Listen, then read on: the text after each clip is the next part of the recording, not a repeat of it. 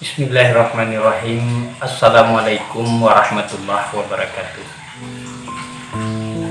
Alhamdulillahirabbil alamin. Tanda puji syukur kita kepada Allah Subhanahu wa taala yang selalu melimpahkan rahmat dan hidayahnya kepada kita bersama. Dan salawat serta salam kepada junjungan kita Nabi Muhammad sallallahu alaihi wasallam. Allahumma shalli ala sayyidina Muhammad wa ala ali sayyidina Muhammad.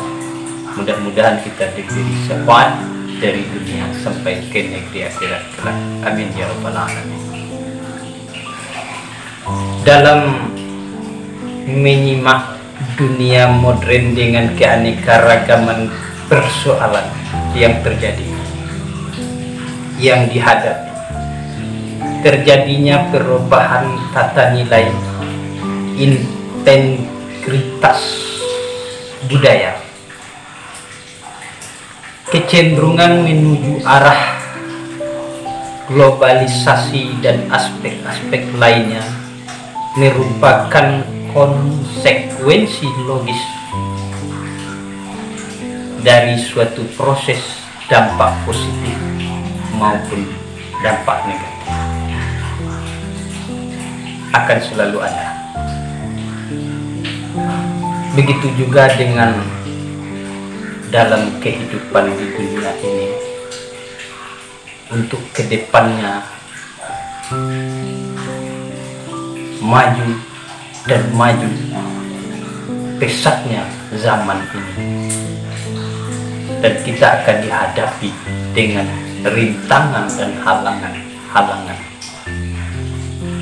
Tapi itulah hidup yang harus kita jalani selama kita masih berada di muka bumi ini, yang bersesuaian dengan pepatah tetua-tetua orang terdahulu kita yang katanya hidup adalah perjuangan, dan setiap perjuangan berkehendak kemenangan menuju jenjang yang dipertuai. Sesungguhnya manusia adalah raja berdaulat di muka bumi. Allah yang mengatakan, inni ja'ilu fil ardi khalifah. Sesungguhnya manusia adalah wakil Allah di muka bumi. Tapi jangan sombong dulu, jangan salah menyikapi kita. Arti kekhalifahan itu cumalah wakil. Ingat itu di dalam pemikiran kita, wakil. Dan wakil Allah ini mempunyai peranan penting. Sebagai khalifah di muka bumi ini, kita mempunyai peranan penting yang akan kita pertanggungjawabkan nanti. Dan pada kesempatan ini kita akan coba mengatakan 3 bagian penting yang perlu kita laksanakan, dan kita tambah ilmu pengetahuan kita untuk menghadapi yang 3 macam ini. Yang mana yang 3 macam ini, simak sampai selesai agar tidak terjadi kesalahpahaman. Yang pertama, tugas khalifah di muka bumi ini yaitu yang sangat penting, memimpin diri kita sendiri. Memimpin diri kita sendiri.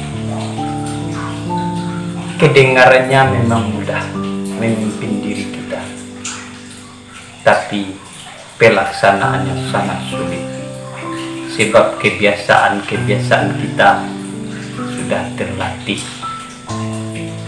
Nyamuk di seberang lautan nampak, sedangkan gajah di pelupuk mata tidak nampak. Inilah susah. Tapi kalau kita biasakan melihat gajah di pelupuk mata kita ini, mudah-mudahan kita bisa memimpin diri kita ke arah yang lebih baik, ke arah yang lebih beribadah kepada Allah Subhanahu wa Ta'ala, ke arah yang lebih takwa kepada Allah. Sebab sumber kebaikan adalah takwa kepada Allah Subhanahu wa Ta'ala. Itulah kunci pertama yang akan kita pertanggungjawabkan nanti, memimpin diri kita ini kemana kita bawa diri kita, ke arah memperturutkan hawa nafsu, keduniawian, atau kepada Allah Subhanahu wa Ta'ala. Sebab kita di muka bumi ini, diadakan kita di muka bumi ini semata-mata hanya untuk menyembah kepada Allah. Disitulah perlunya ilmu kita pelajari untuk menyikapi fenomena-fenomena kehidupan di dunia ini. Itu yang pertama. Yang kedua, memimpin keluarga. Sebab kita laki-laki ini semuanya berkeluarga, memimpin keluarga. Ini bersumber dari kata Rasulullah SAW di dalam sebuah hadisnya, setiap kamu laki-laki adalah pemimpin dan akan meminta kebertanggungjawaban nanti apa yang kamu pimpin. Nah, itu kata Rasulullah SAW. Nah, jadi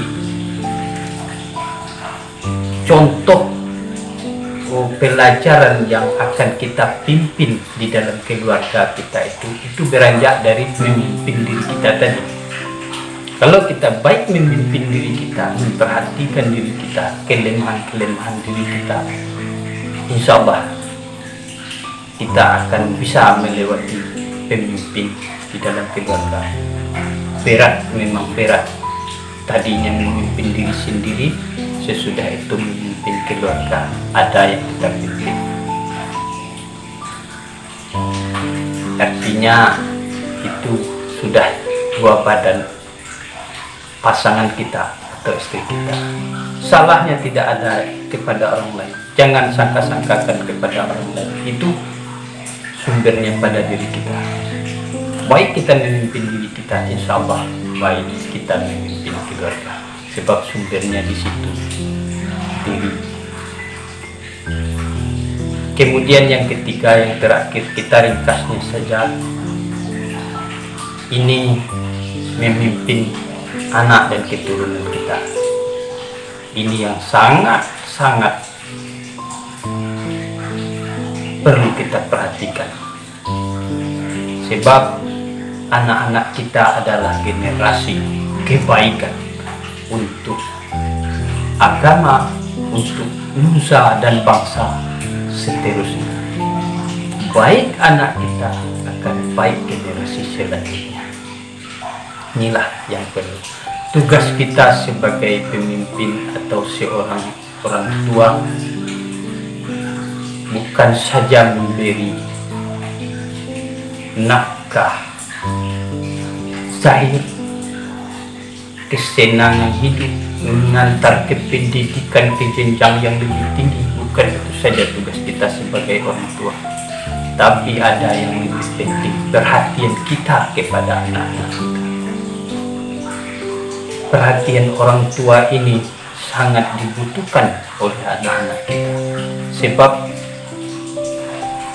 kata-kata ini bersumber kepada hadis Nabi Muhammad SAW. Setiap anak yang lahir itu suci sesuai dengan fitrahnya masing-masing. Yang membuat dia jelek baik adalah kedua orang tuanya. Kalau dalam bahasa hadisnya, yang membuat dia majusi atau Nasrani adalah kedua orang tua. Nah, itulah pentingnya peranan orang tua, terutama bapaknya laki-laki. Kasih perhatian sama anak kita. Jangan ajar dia dengan kesenangan, ajarkan dia dengan kesederhanaan hidup. Kasih perhatian penuh, halangi setiap gerak-gerik untuk yang membahaya. Itulah tugas kita sebagai pemimpin ataupun khalifah di muka bumi ini. Yang ini ringkasnya saja. Mudah-mudahan ada bermanfaat untuk kita semua. Mohon maaf atas segala kekurangan. Wabillahi taufiq wal hidayah. Assalamualaikum warahmatullahi wabarakatuh.